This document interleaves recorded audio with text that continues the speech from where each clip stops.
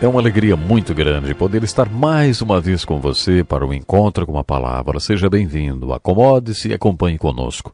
Hoje continuaremos o estudo do Sermão do Monte das Oliveiras, registrado nos capítulos 24 e 25 do Evangelho de Mateus, o primeiro livro do Novo Testamento. No último programa abordamos 3 parábolas de Jesus deixadas no capítulo 25 de Mateus.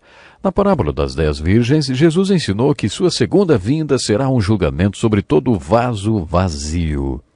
A parábola dos talentos, registrada nos versículos de 14 a 30 do capítulo 25 de Mateus, é um alerta para aqueles que conhecem sua responsabilidade no reino, mas que por um motivo ou por outro esquivam-se de cumprir sua parte no reino de Deus. Jesus ensinou que sua volta será um julgamento sobre toda mão que estiver vazia, sobre todo aquele que não tiver nada em suas mãos quando Jesus voltar. Jesus usou essas metáforas no Sermão do Monte das Oliveiras. Ele não falou sobre nossa salvação, mas sobre nossas obras, sobre nossas oportunidades de servi-lo, sobre ter um ministério e fazer sua vontade. Esse é o pensamento transmitido quando Jesus diz que sua vinda será um julgamento sobre todo que estiver com as mãos vazias. Na terceira parábola, lemos que a segunda vinda de Jesus Cristo será um julgamento sobre todo coração vazio. Jesus profetizou sobre o julgamento, onde a questão será: o que você fez pelos que estavam com fome, com sede, sozinhos, sem roupas ou presos?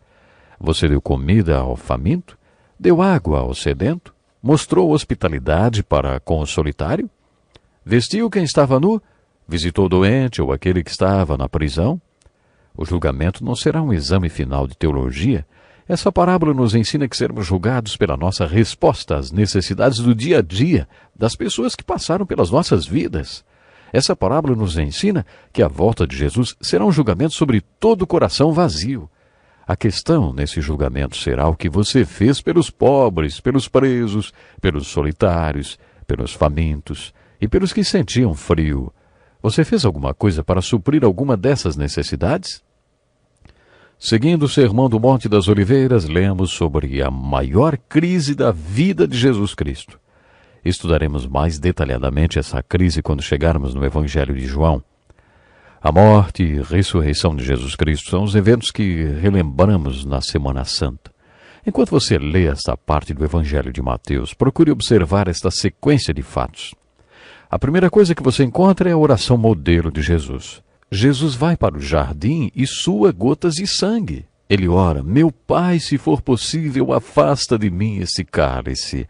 Contudo, não seja como eu quero, mas sim como tu queres. Quando estudamos o capítulo 6 de Mateus, eu disse que a oração do Pai Nosso deveria se chamar oração dos discípulos. Essa oração que Jesus faz no capítulo 26 de Mateus deveria se chamar a oração do Senhor. Não seja como eu quero, mas sim como tu queres. Alguma vez você já fez essa oração? Se o médico desse a notícia de que você estava com uma doença maligna, você conseguiria orar: Pai, se for possível, afasta de mim esse cálice. Contudo, não seja como eu quero, mas sim como tu queres. Você só entende o significado dessa oração quando sua vida ou a vida de alguém muito querido está por um fio. Conheço pessoas que dizem que você jamais deve dizer: se for a tua vontade.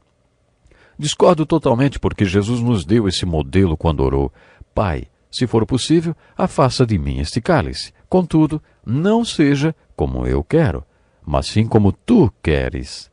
Nossa oração não será igual à de Jesus até que consigamos orar, pedindo a vontade do Pai na nossa vida, e não a nossa própria vontade. Além desse modelo de oração, também lemos nesse trecho de Mateus sobre a Santa Ceia, ou a instituição do sacramento básico do cristianismo, também chamado de Eucaristia, mesa do Senhor, ceia do Senhor ou Santa Comunhão. A Santa Ceia traz consigo alguns ensinos muito importantes para nós. Fui pastor entre famílias de marinheiros durante 20 anos e percebi que quando um homem saía para o mar em uma missão, a foto dele tornava-se muito importante para a sua família, com direito a um lugar de honra na casa. Quando ele retorna, a foto volta para o seu antigo lugar, porque a família não precisava da foto quando o marido ou o pai estava em casa. Esse é o sentido da Santa Ceia. Quando Jesus ascendeu ao céu, disse aos seus discípulos que antes de ir deixaria uma foto para que todos se lembrassem dele até que ele voltasse. É isso que a Santa Ceia representa, uma figura de Jesus. Ele quer que olhemos para essa foto e, em memória dele, O adoremos até que ele retorne. Quando Jesus estava comendo a ceia da Páscoa com seus apóstolos, ele sabia que alguns daqueles homens fariam um memorial dele escrevendo os evangelhos. Por isso eu creio que ele disse que queria ser lembrado pelo símbolo da cruz até que voltasse. Já ouvi pessoas dizerem que não gostam do crucifixo porque gostam de lembrar de Jesus ressuscitado. Eu não concordo. Jesus disse que nos lembrássemos dele na cruz, porque essa é a base da nossa salvação. A ressurreição de Cristo é a prova dessa salvação. Observe o clima de traição quando Jesus e seus apóstolos sentam-se à mesa. Não foi só Judas quem o traiu. Quando ele foi preso, Pedro o negou e todos os outros fugiram. É interessante notar que quando Jesus disse àqueles homens que um deles iria traí-lo, eles, que já estavam com medo por causa da repressão de Roma, ficaram mais inseguros ainda e começaram a perguntar: será que sou eu? Sou eu quem vai traí-lo? Todos perguntaram, exceto Pedro, que fez um discurso. Tome cuidado com os homens que fazem discurso numa hora dessas. Como era de se esperar, Pedro foi quem o negou 3 vezes. Mas todos os outros também acabaram negando, pois o abandonaram e fugiram. Quando Jesus foi para a cruz, o número de membros no rol da igreja era 0. Mas depois de sua ressurreição, o rol de membros começou a crescer. Observe que os autores dos evangelhos relatam a crucificação de Jesus, mas entram em muitos detalhes. Mateus escreveu: então o levaram para crucificá-lo, mas não contou detalhes. O mesmo aconteceu com Marcos, Lucas e João. A importância da crucificação de Jesus não está nos detalhes, mas no seu significado. O Velho Testamento, que inclusive profetizou sua morte, explica a importância da morte de Jesus no livro de Isaías, capítulo 53 e no Salmo 22. As epístolas do Novo Testamento, nossos próximos objetos de estudo, também nos falam muito sobre o significado da morte de Jesus. Mas nos evangelhos não encontramos detalhes sobre a crucificação. O fato de terem crucificado Jesus não é tão importante. Muitas outras pessoas foram crucificadas. O importante é que eles crucificaram Jesus. Foi ele quem foi crucificado. A morte de Jesus na cruz foi muito importante. Eles crucificaram Jesus. Mas quem na verdade são eles? Poderíamos dizer que foi Roma. Refletindo um pouco mais, poderíamos dizer que foram os judeus. Mas se lermos o relato atenciosamente, veremos que não foi Roma nem os judeus. Foi Deus, o Pai. No Velho Testamento, em Isaías 53:10, nós lemos: contudo, foi da vontade do Senhor esmagá-lo e fazê-lo sofrer. E embora o Senhor tenha feito da vida dele uma oferta pela culpa, bom, foi Deus quem fez de sua culpa uma oferta pelos nossos pecados. Deus amou tanto o mundo que fez a alma de Jesus uma oferta pelos nossos pecados. Porque Deus tanto amou o mundo que deu seu Filho unigênito para que todo que nele crer não pereça, mas tenha a vida eterna. Portanto, foi Deus quem colocou o seu Filho à morte na cruz pelos nossos pecados e equívocos.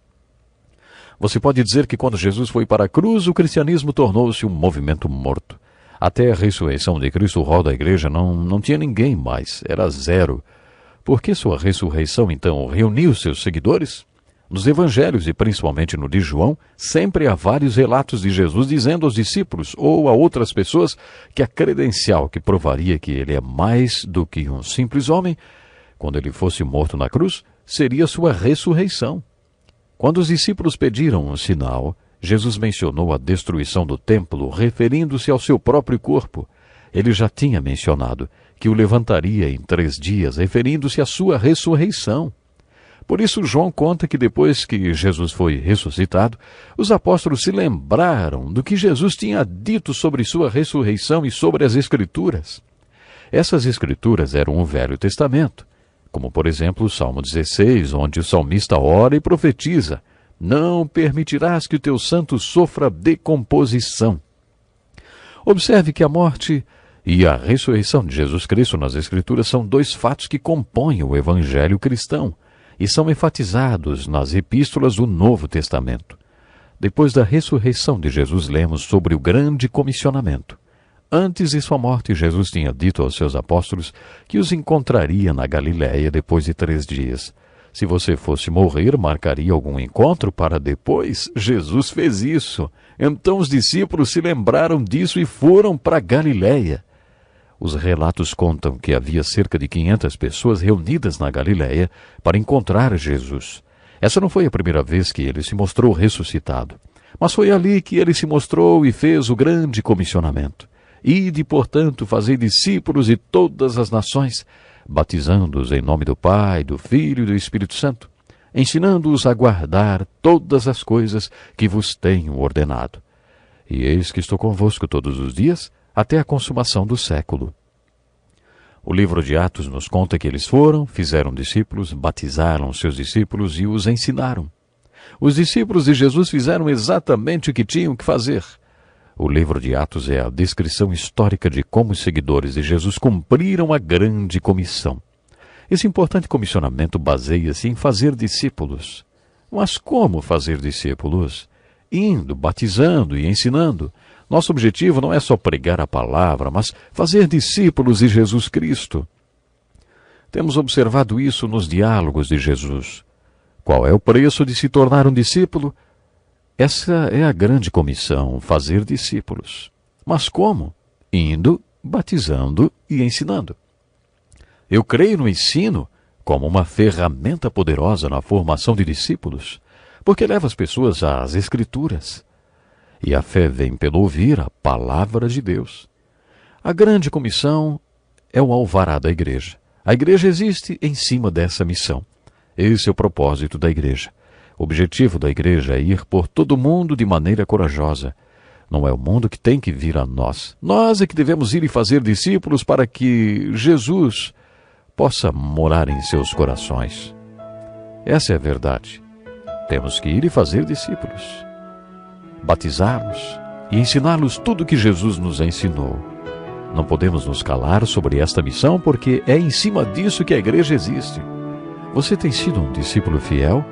Tem sido uma testemunha fiel? Guarde no coração a grande comissão de Jesus em Mateus 28, do versículo 18 a 20, e obedeça-o. Ide, fazei discípulos, batizando-os em nome do Pai, do Filho e do Espírito Santo. Até o próximo programa. Este é um estudo escrito pelo Dr. Dick Woodward, na voz do pastor Edson Bruno.